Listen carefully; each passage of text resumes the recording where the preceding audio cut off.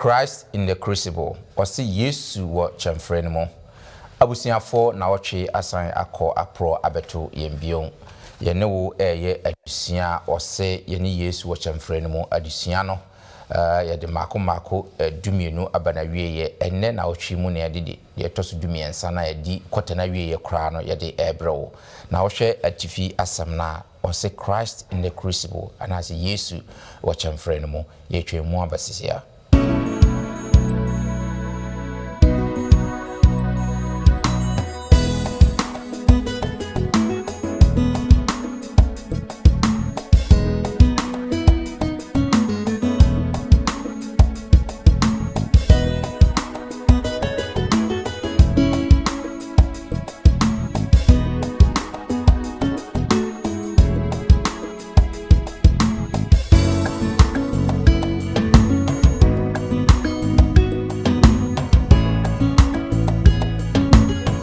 Yesu ujumi pa sananka kuana nene ba no sala ko betumi agye ho na de ya pa kyemfre ba ko ya ne se waduru baabi na crowd mo bia e poma so de hye nso akoa na eso enti na wo ahwe ode hye Yesu abeya akoa so wo ba besom obetumi e bibi de agye ho yeah but also in this case he had no chance. Yebesan ama mu nyina akwaba na afi yede enhia so nkoso hwe yen agye nkwapa Yesu Kristo nchen ede ema mu nyinara yenmiye sese ne oni ade yie no sara na monso one mabusiafo ade ne yie na wotwe asa akọ apro abeto yembio yede aseda pc ene ade amatwe de ampo nyame enena adusua no ye adusua edi awieye kra adusua na tifi asem no se Yesu wo kyemfrɛ no ye hu kyemfrɛ ahodro bebre nene de behwe Yesu Kristo nso no nso kyemfrɛ a ono nso okomu na enam so no ne edi na namonchi no ne atimi ehu adusua ahodo e betimi asua afri ne esi wona brabo mu no na ansa na no ma yenkotie enwom emfri lanenga na mmenda akwanfo singing band for ho embra.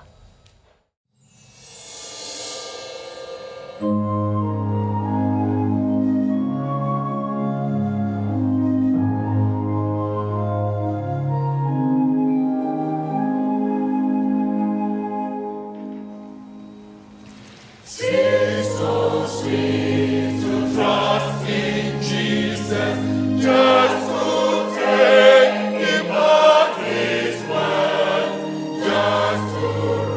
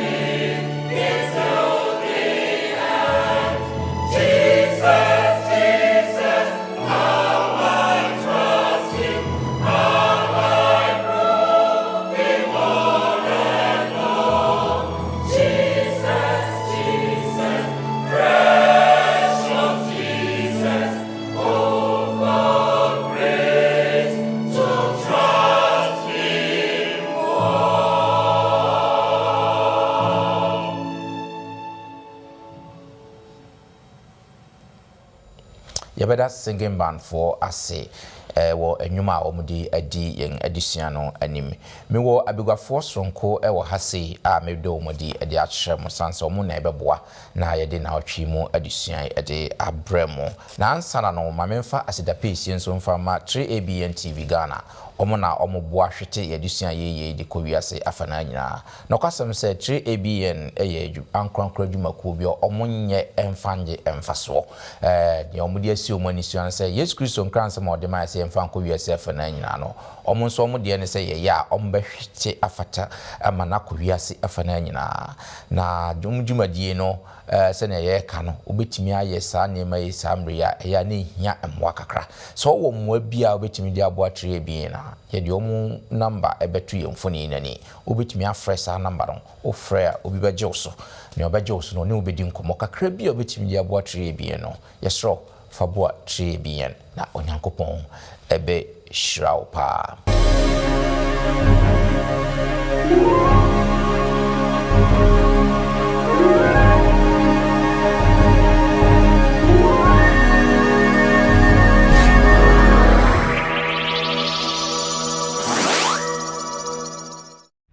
You can contact us on 3ABN Ghana on WhatsApp number 0577 654896 or call us on 057 654896 or email us on info@3abnghana.org.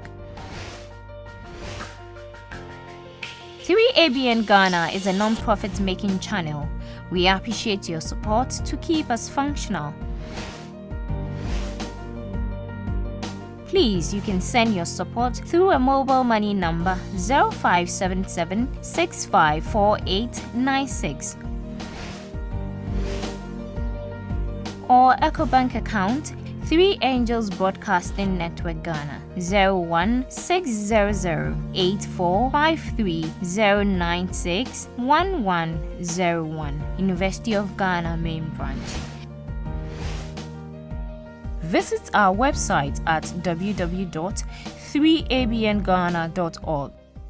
3ABN Ghana. Experience the excitement. Great. Ya wie ne sadia ne ma memfa akonya yi na minyi wo mo a omo ba beboa me na ye de adisua yi de abramu yi enkyere me de musonfo Bismarck Mensa ende ye ho adom me wo Elder Jafet Obisi Amankwa ekan ho wo hase Elder ye mo akwa ba ye ne Elder na ye nem se be some weeks ago de na ye ntan hu Elder nyuma na doso ye da nyame asese nden so Elder asan abeka yensa Elder ye mo akwa ba me botra na me ko manimu a na me wo Elder Digraft ye bo anso eneti emfimfin no Elder Digraft ye mo akwa ba. Yeah. Great. That's it. Say and then so waba say and for this year, I'm ready this year for. Now, near T a true and one Elder Dr. Alex Collins Alpha. Elder, Yamwakaba. Yeah. Great. That's it. That's say and there and so your twins are frail. Waba. Yadusiano, I had the part of custom to the whole of the quarter. No, share yes, yesu, chamfrenemo. Aha edi kan ehwe odwanhwefo no chemfre ye be hwe chemfre ahodo a eba no ye be hwe anoma a oda prebu mu anoma prebu ye be hwe se ihunu sika dwumfo no anim se mbeka ya ohawa echenso na afi ye be hwe se wode wa ho di nyina redi aprepre afi ye be hwe anidaso a wontumi ense no the indestructible hope na afi ruhunu ne ehunu na fe ifri ho ye behwe ayiyi abrabo afe nso ye sam ebehwe odwo wo amanihunu brane mu ye behwe se retwen wo sohwe a eda enim no na fe ye behwe ruwu se aba eno na last week ye hwe ye no ruwu se aba se ye bewu se aba this week no ye wie adusua no kra lesson 13 no na kote yedi eba na wieye osi Kristo wo chamfre no mo enti ye behwe Yesu Kristo so baaye nyo obefa mu na fe yedi atoto ye ho na fe yemfa adisua no kona wie na fe ye hu se saa ye de ye frɛ ne chamfre Yesu Kristo befa mo mu na so no abefam no watimi adi nkunim dia na nso ye di na chia na se yenso ye die na ye fam no yenso ye di na chi no kremu a ye betimi nso adi nkunim no na ye di wie quarter ni nyinara asana ebehwe yenka abosem no mu na fe ye de ahye edwumade no so ma yenkate yan na mema Elder Japheth emompaye emaye yo na mema momaye mompaye yenewra Yesu Kristo yedawase akonya wama yen emre se yen sambe sua adesua ebeboa yen ema ye Kristo sum etumpon na tintim yeso se beka yen ho amen abedwafo ye wo he ma de beka biara no emfi wo Yehowa wo etiefo so misre wo wote so a aboa won so na ye hira ma ho kan ye ho enedue e wo wado monti amen amen amen. Great. Yeshua Christo watch and friend one and Matthew chapter 27 verse 46. Yenshe and Kabasam no na fe yemfa young addition mo. Na ebeye se no miensa no. Yesu de nekasi etie mu se Eli Eli lama sabatani. Ene se minyankopon adenti na wajame. Amen. Amen. Great. Share Yesu Kristo no kwat seven say nyina ni babia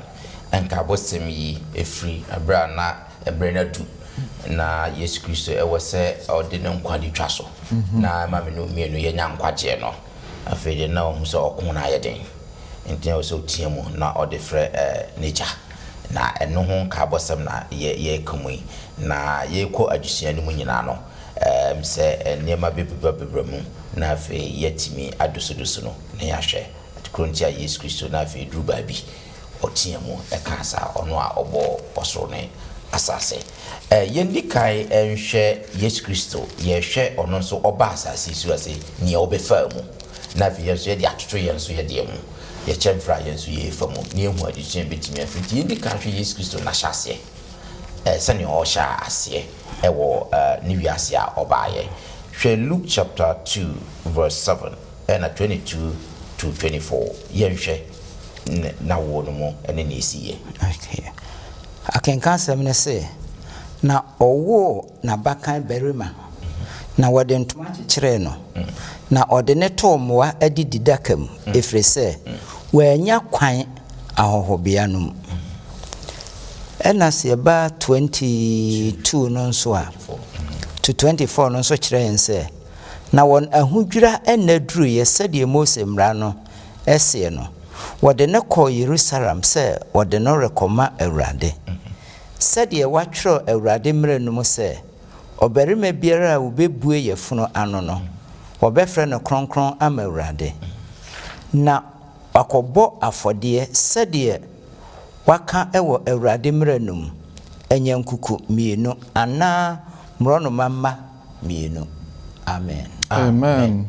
Great. Yensho Yesu Kristo from akenkansem ya kai Yesu Kristo na hyase no na wo mu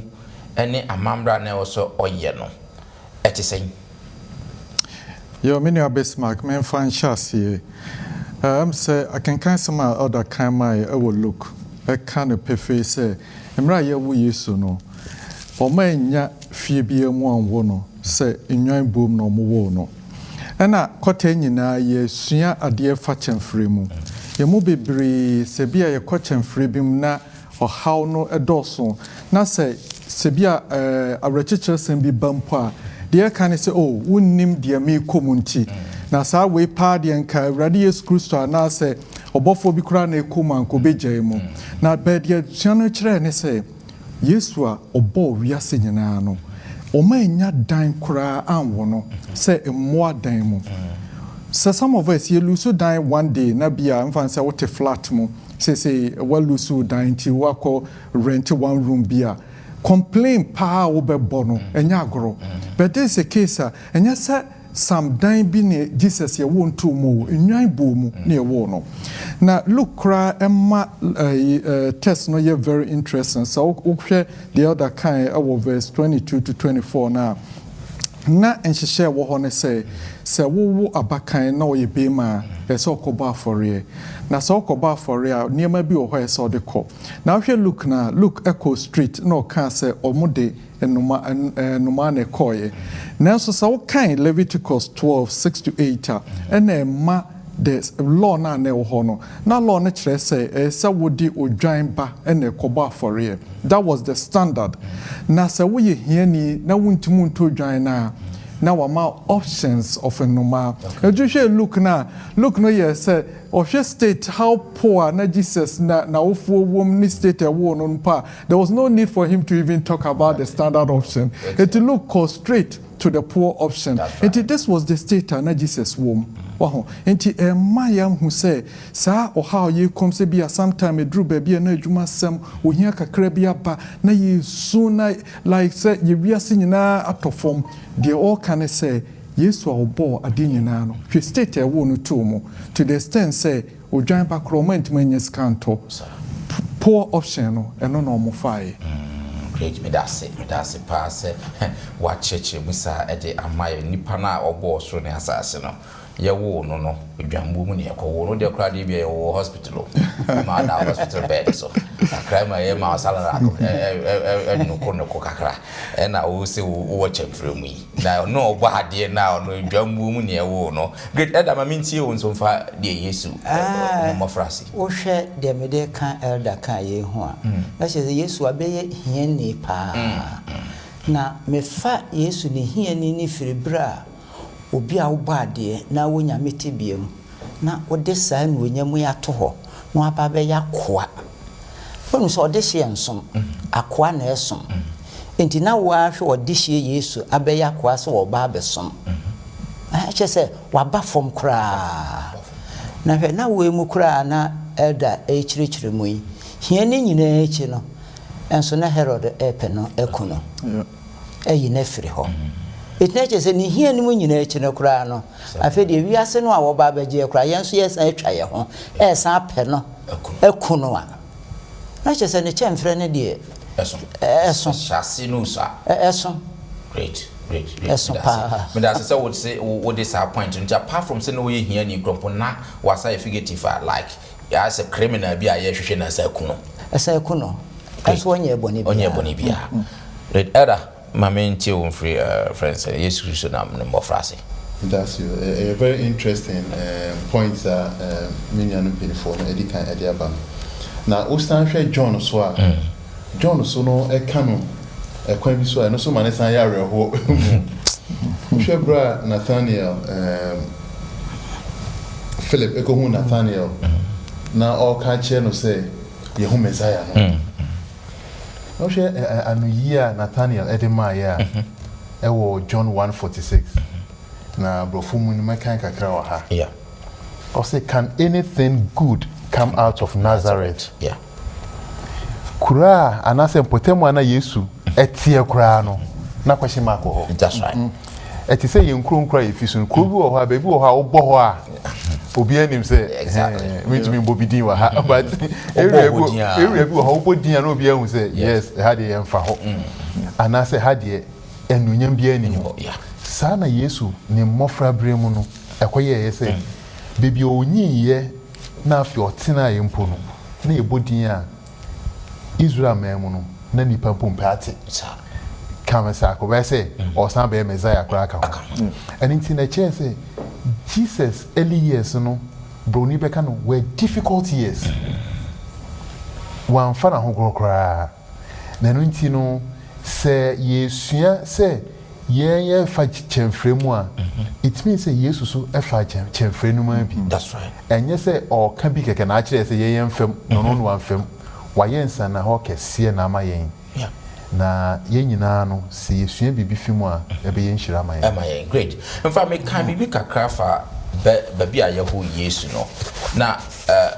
mu chese ehonom no na akoyese junction town kura junction na ehonom no junction no akwakoyese enhye da nyekuro na ase omudidwa we bedura no afa we bedura ntomu bebua ho a omo tonton niema no we sima minsi mapata wa hasi na insese mede me niema besa ko krum na ochama sa de aba no na wasi dan ketewa bi wo ho no na ochi ne bo fruit o de oton bayre si ma menye heart kakra bi e wo hasi se na me de bayre no beko na ochama sa so aba na se matena hasi na je so ochama nsam komba enti sa na omo ye ya na ho ye kuro enti nyo obi na ahye da ahye enti unim se esan so awurikafo wo ho no mo akromfo wo ho no mo enima bebre na ekoso ho because obi ane ho obi a adwadifo na asisisi omo niema na ho no adane kuro ho ne ekowo Yesu one ekowo Yesu so you could see say na mo ka no ne mofrase no ho no mu nyina eba nyina say it was very difficult ya dimpa ya Yesu ye wa mani hunu mu wo de hwe hospital ye wo wompo ye do two way so ye ma osalarak na wo bo na ebo wheat na look at Jesus Christo ono na ebo ade o so wo de toto ho a na say ye nko hwe kra in terms of adusua Yesu ayi e compare to Jesus Christo na obe eje ye nkwa no so na me kan mfo am so pa say Jesus Christo in the early days no na it was really difficult. Yeah, that person or can be answer na to aso. Yo, me das menua, but when you can additional twi adwin si ade ba ko so. You say you miss the point. Additional to from no part say with all these difficulties no. Yesu bo modern tina abrabo konkrum. Wanye bone. Yeah. And yen so no it is a challenge my yen say. You be what challenges there, but my an excuse to sin. Into okay in American before say imagine what it must have been like for Jesus Christ, whose soul was pure, who wasn't the least bit tainted by sin. Think of the sharp contrast between himself and others around him in that regard. It must have been exceedingly painful for him. He said the beginning, you say the surrounding was so tainted with sin. Say that was a challenge. Now, so to me, great. Now, additional no perceive who say beyond all your challenges, no. Nyame san experience between atena ababo konkromo. Great. Madam Asepa, yan to aswe na yan kan bi so ewo Matthew chapter 12 22 to 24. Matthew chapter 12 say elder why kradwa Matthew emano echeye du mieno enjimo aduenu mieno ekopem aduenu ennan no. Okay. Yenhwe ade a ewo honomo. Matthew 12:22 no say ena wadu obi a ahohomone a oye onifrani eni emum ebre no na osano yade ema emum no kasai na ohunade na nkrofo akuaku ni nyina ho dwiri won na wokan se enye David banunie na Farisifo ne teye no wokan se ahohomoni pani Beelzebul onkwara so na onipa nam etu ahohomone. Amen. Yeah, for quotations no ho bebre omo reject Jesus Christ on niema oya yen dwelling on this one. Why yen but this is the interpretation of Pharisee no. Ede ne wo ekafa sa ade you. Say the whole of this quarter no yes you catch and friend bebre and friend ba kono say obia pa acceptance nipa bia opese amanfo jiwtum na de ya pa chemfre ba ko ya ne se waduru baabi na crowd mo obia epoma or obia reject you. Now this is the situation Jesus firm yesu aba se oba begie na wa branch bia na ni efra na so asi enti ne papa yemu no wasane yare na osane yare the Bible can say Pharisee for say no power or the ye we no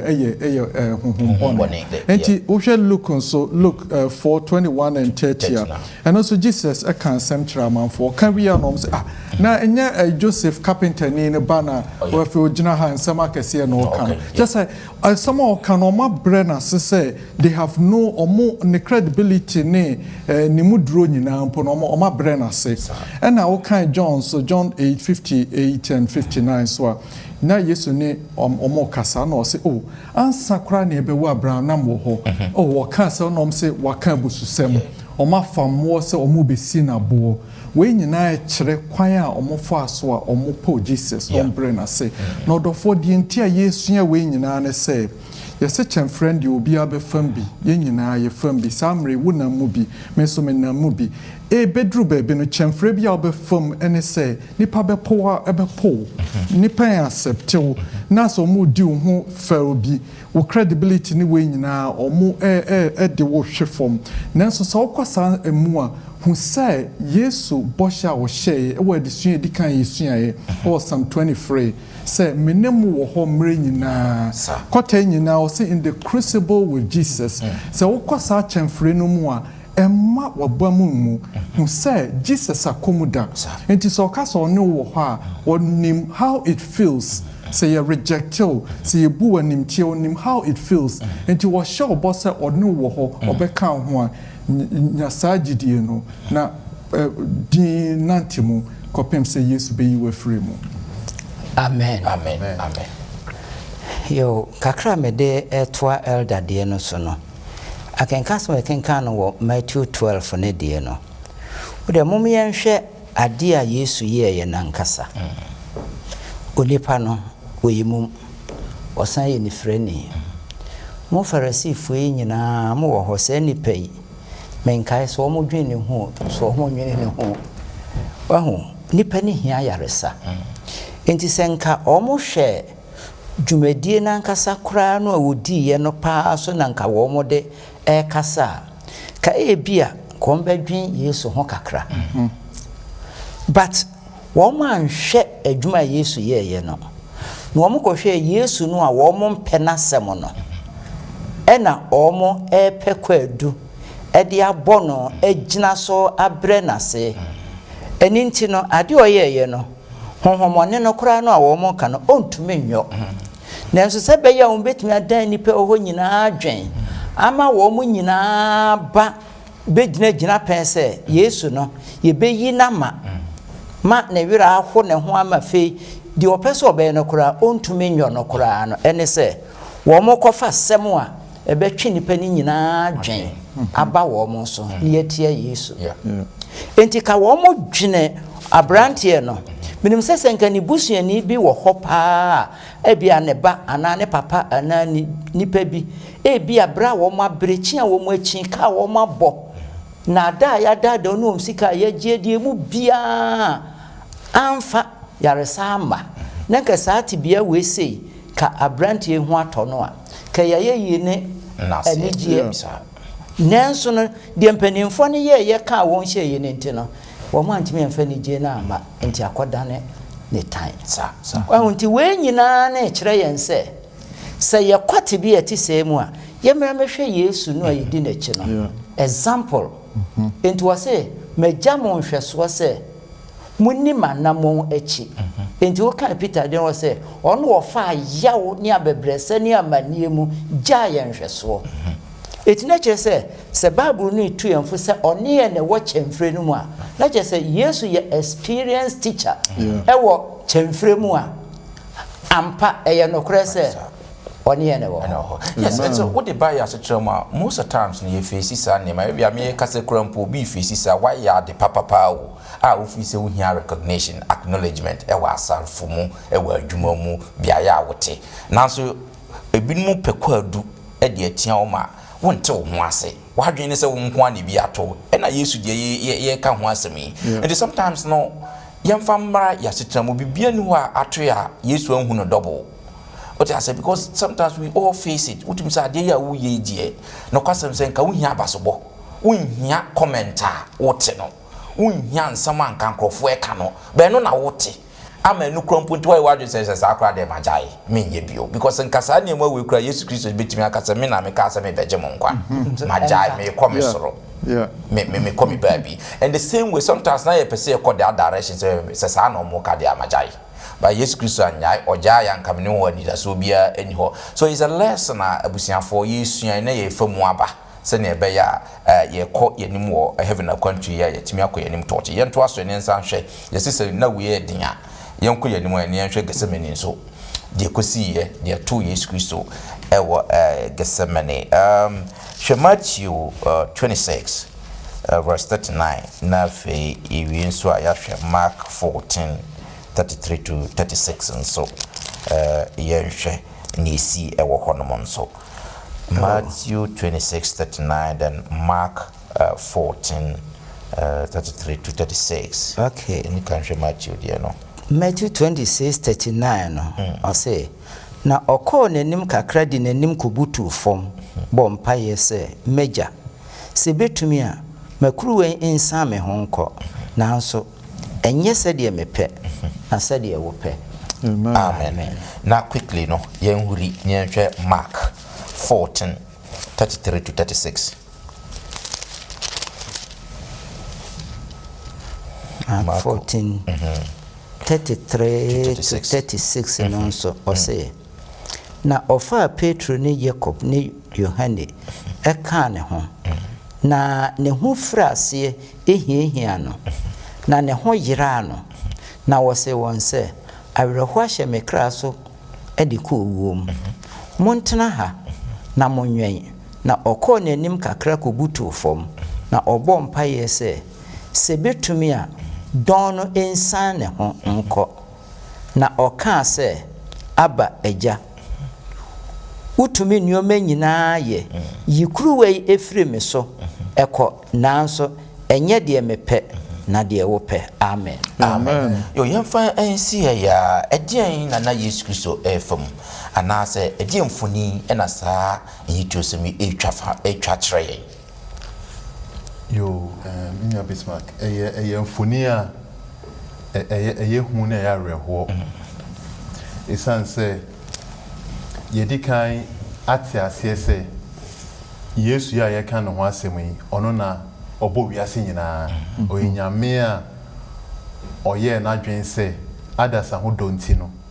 oba be fani party bia ato no so wa be ginipa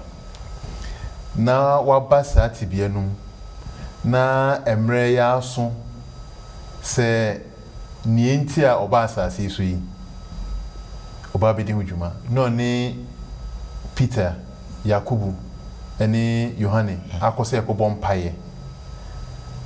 na Bible ni say emre kitu bi okoba no madeda na impo obom paye no oti boni no mu duro e wono so na disua no eka bibi menkan kakra o say this agony he must not exert his divine power to escape. Yes.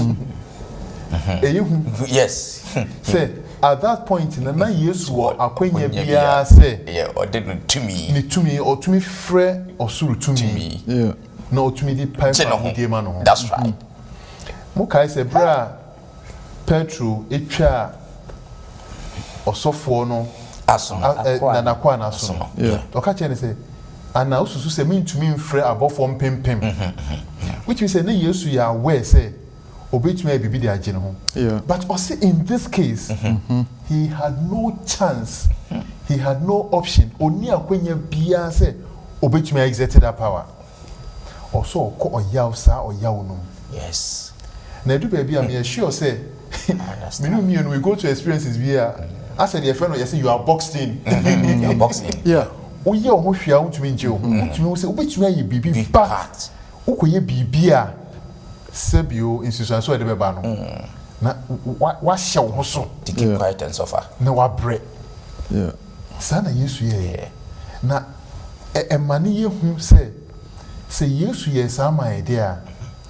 men ka se e bia wo ye wa wo famu no enyo ya wo de anase situation akohu mu a eye wo se wa nye action bia ana amanfo hu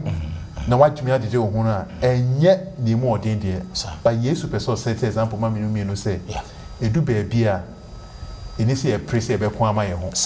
ono Nyankopon e jama no a obetumi akọ Yesu fa mu wie ye no menu na ye wa ha ye boni din yeah e de ho ye ho sa eda me da se pa se wa hye sa ade mo mia matiase pa yese na Yesu ha o tumi pa se na nka kruwa na ne na e ba no so na ko betumi agye no ho na nso menu nti o hye no so as a wo control over something. Yeah. Not because of intimation, was in the Muamadi, but I say we need control and count me. What you say, I can't imagine the situation and answer the circumstances I use Christo a fan. I was therefore additional way powerful power. Oh, Kakra de Becca. Wo hwe asɛmpo bi nso ewo mu a ɔse major se ebetumi a mane mfiri so nanso nye de me Yesu no me pɛ to ho enti na ekoto de elder kan sɛ ɔwotumi no ɔwɔ kwan no nanso me no mienu enkwagye enti no ɔfaa mu yes enti wɔde ɔpɛ no ɛma agya no ena agya no nso sɛ fam efiri sɛ Yesu sɛ yɛyɛ kyɛmfrɛ no ɔne yɛ ne wom enti ha no nso mehunu sɛ ne Yesu kyɛmfrɛ no nso no na agya nso baa mu eti na kyerɛ sɛ yɛmfa yɛmpɛ no ɛma Yesu a Yesu atwamfoni na kyerɛ yɛ sɛ wɔno ne duru deɛ den no Gɛsɛmane ɔgye ne ho anyɛ no ɔsɛ agya deɛ wɔpɛ na ɛnyɛ hɔ enti agya nso ma ne yɛ hɔ ɛma odi nkonim a na kyerɛ sɛ ɛnhwɛsoɔ no sɛ yɛnso yɛ deɛ wɔne ne wɔ mu a yɛmfa ɔpɛ no ma no na ɔno nso bɛboa yɛn ɛmia adi nkonim fi sɛ wɔatwa nkonim no mfoni ama yɛn medase pa yeah, mefa kranka ho. Anglican sɔfo panyin bi efrɛ no John Scott waka asɛm bi. Edru tem bi a nipa binom ka sɛ Jesu ɛka sɛ betima makru anu mfiri me hɔ no. Na kyerɛ sɛ ebia na ɔtwetwe ne nase owuo na ɛsɛ owu no ana sɛ wanfa kokoduro na ewu ye fi sɛ history ɛma yɛ abakɔsɛm ma yɛ nsanoso examples bebree a nipa bebree a ɔmo nso ɔmo de ɔmo kra to hɔ a binom wɔ hɔ a ɔmo de ɔmo kra to hɔ na ɔmo de boldness ɛna ɛde wu ye asanteman yɛ nim sɛ asanteman si hɔ no obi de no ho si hɔ ma yɛ kun no na openyi John Scott ɛma example of we say Socrates a yenyine nim no emra Socrates nya 70 years no court ebua no kumfo efri say omo say wa kyerɛkyerɛ nkwala bebre ana na kwala ba ko ne Plato ama niema wa kyerɛkyerɛ omo no ama oma pokro no nyame wo ho na enunti no ye kase bebua no kumfo na edru da ye be Socrates no na ye se ye be kuno by se ye man poison ye de poison e bre no na ne nkola fo kyerɛ omo nyina esuma no no se da bi obi amia na no e se odi boldness na enum enti abakosem kyerɛ se oje cap no poison no no once ni nyina o face the death no with boldness enti edru tembia amanfo bi ho mo de bo Christosom kwadu say Socrates edic boldness na je poison no nom ye even twenibu akodua no so anigye na odegye ye enti ebia na Jesus osuro anase hopepo no na emu ennimu nanso ese atiase se Socrates twenibu akodua wo mbu ye no it was completely different from the Jesus ewu ye no na Jesus die enti okase betima makru ani ntwa me ho no na enye pain enye wo no pain no enti no kasa enye no na no osuro eno a twenibu akodua ne Socrates eye bold no enye no na Jesus suro Bible kyerɛ sɛ onyankopɔn kyiribɔne na Bible sɛ onyankopɔn abufuo eba Yesu so efiri sɛ wiase bɔne nyinaa ye de soa Jesus enti Socrates de ɔyɛ yenti a yebua no kumfu a yekun no ye de soa no criminal bi a wahunu wo TV so say you are condemning to death or sere a ko face yen ya de soa no enti na Jesus we are seeing na billions o mo ho ene o mo ai o mawuko o mo mbeba akire besi yen so ne ye chief defo nyina ya de boni nyina soa no na eno ema Jesus yam hye no say oh erade bufu aba me so yi sa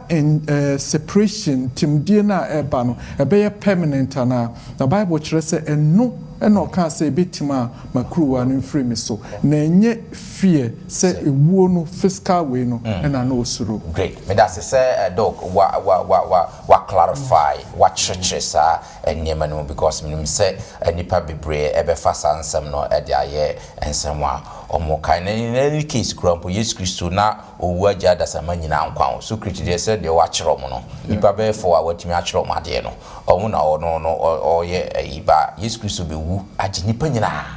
enye nipa ku obi pɛ enkwa so kriti ne kura aka ho including Socrates including Socrates entina ye nto aso ne hwɛ Yesu Kristo wu no events bi niema bi sisi efa ni wo ne ho no ebe kyerɛ ye bibi se enya kwa yen kan bi na yen hwɛ ntiase asa event ne ye de bema ana nkyekye mu ye de bema wa event niema esisi ye abra Yesu Kristo wu no ana so owu ye no mu no baako ewo Matthew chapter 27 verse 45 Matthew 27:45 okay yen hwɛ ade esi ye okay 45 ne say na efiri beye awia dumienu ebrenum esum duru asase nyinaa so ekosi awia nomiensa na ebeye se nomiensa no Yesu de ne kese etia mu eho eno wose eli wodi ewu ye great now aba wanim kakra be kan 51 and 51 ne se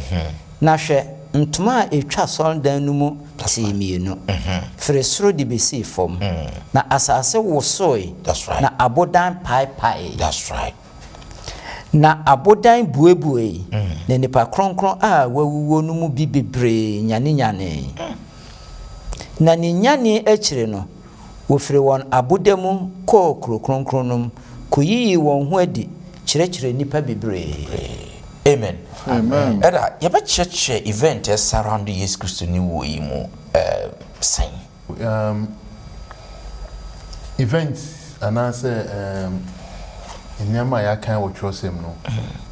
emma no dead be face Yesu wo no de fa hodie brain wo bonimu efi bonimu na yeda dog asi pa because only foundation efi Socrates and chechiremu no de maye Yesu wu no ye owu a na emfa ne yaw eho eni ne yaw no eni hwe esan say Yesu ya kan ehu say Yesu lansa no oye Bible abrofo ka say man of sorrows yes fitine mo friend me na no odi yaw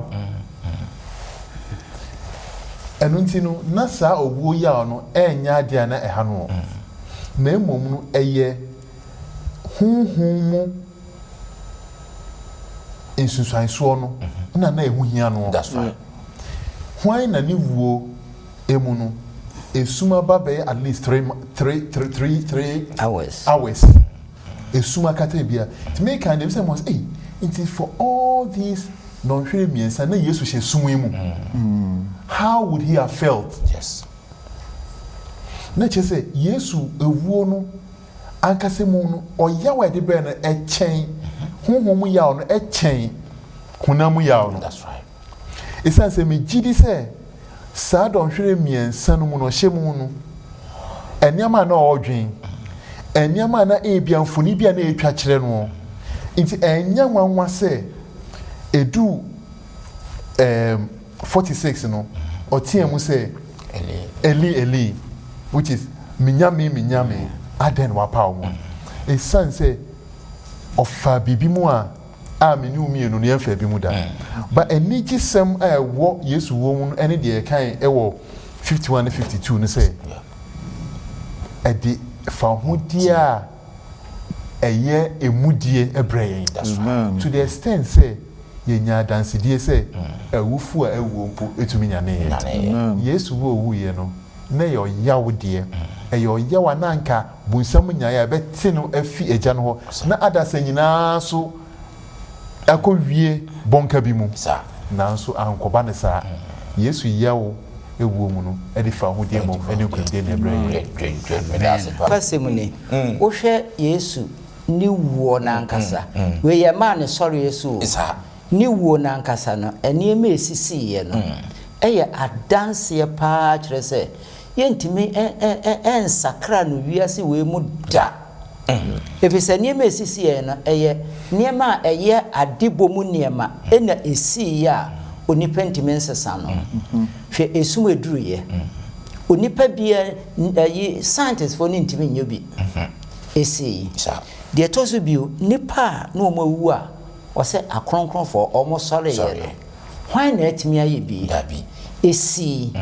ede ye adanse a kire se saa obarima no a wabeye hia ni buruburu ama ya ha no fire na wuo mu ebeduru se asenu ya no so no hwe enipa sorry ye nyina abuda abuabue no esa ma adanse se wo mu kokrom ede wo ho kwakire e ma kroma no enyina hui de wan hunu no kra no enya amanebone se nipa kronkron smesi wasore wode no ho abekire ye bo ho dawroko sa danse ewe die ne ebehwe adwene sa wo berima no aw enti we nyina e kire se Yesu Kristo no oye sronko a so amaye nhweso a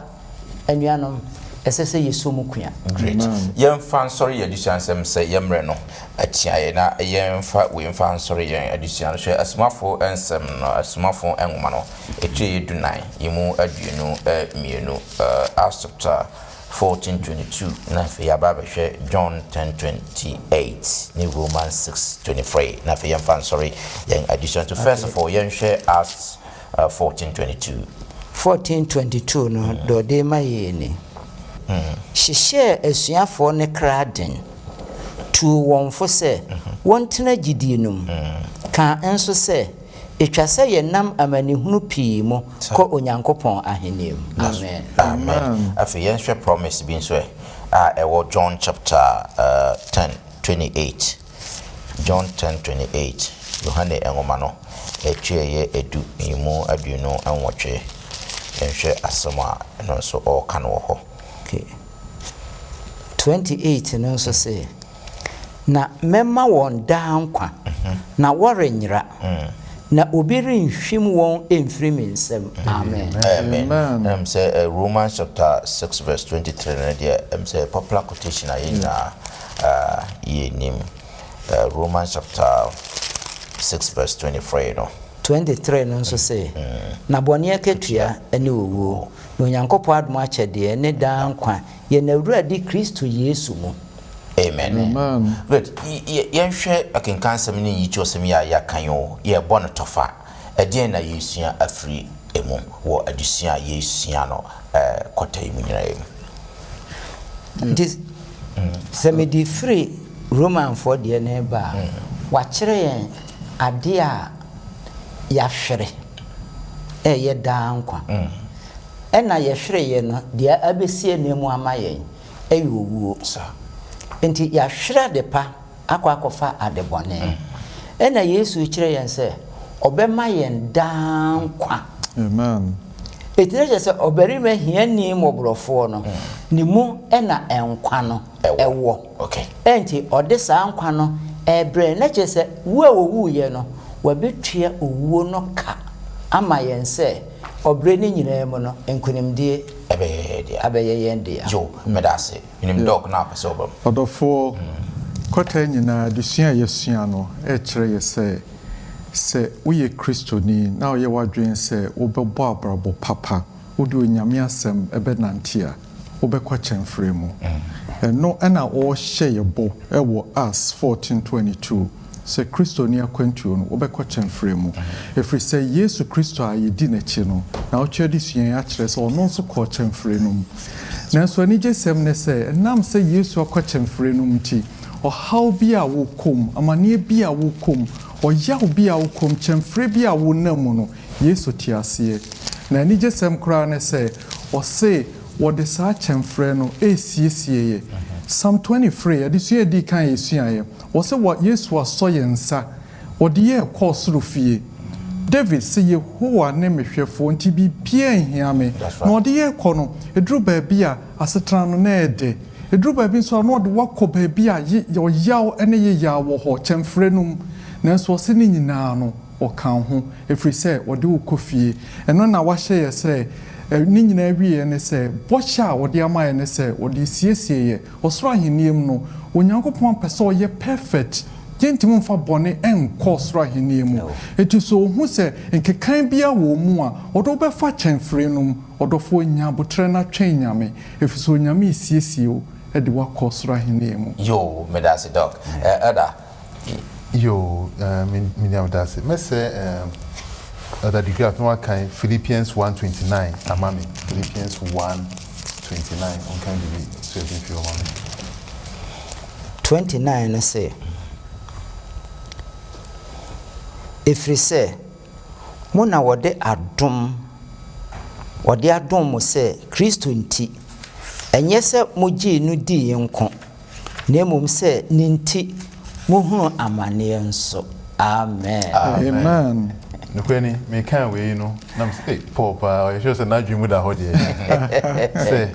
beji Kristo di yenti no menti asese amane hu no breka akwantuo no ho that's right na no kure esan se de Yesu nyina kire se Yesu na nkasa no sa ne na brabo be boy no no ani nti menu a wutie mi ne adofo e wo ha no o se eti ase se Kristo a ye gini di no na se ye Kristo suma Yesu no enye gidie na agi Yesu ni di no enkuto no na e kan akwantuo no challenges wo mu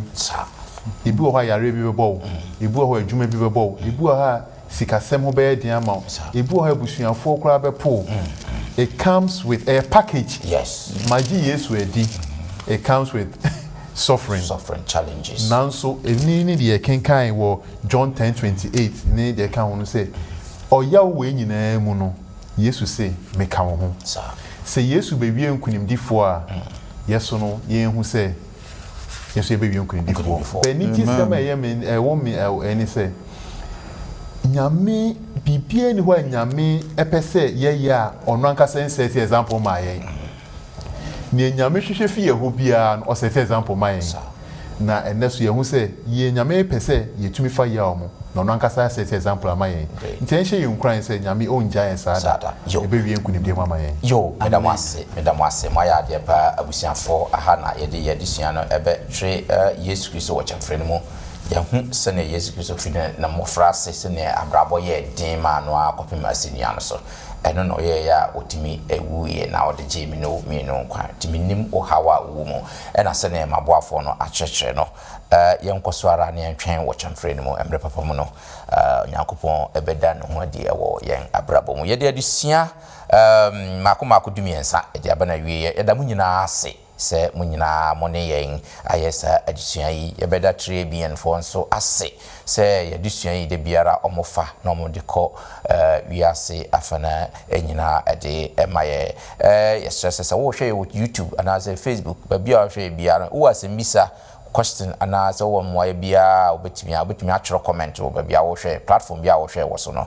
ye be fa na fi ye do so na hu be hia se ye no be dinkita ho a ye no adi enkita ho abusanfo nso meda mo asepa se kwata mu nyina mo de mo ho asiwo se Onyankopon fa mo anya adwuma da sende kwata no nso de wo ye nim no fourth quarter de no nso ye de bebro no kwasem se the power se on death dying and the future hope wo na fe dachi ani daso no kwasem se addition manya hwemu kakra powerful timamu mayen yi ho mfrim Onyankopon hyiram ba bia mo biara katwani na mema eda the graft inshira addition so mai Mama mompa ya ndofo asomdwe hene Yesu abodie nyina awura oboafo Nyankopon kro a yenya wonhuru ye do ase papa paso afa yawo abebresani amani nyina musa wo begye no ame ye da nkwa ye do ase anwumre adisua wonam adumpi so ede amayen ye da wase ye ne aboafo nyina ye tiefo nyina ye srew shirayen mensemu ntintim oyemu na wo haw yaw abebresa ye namu bia no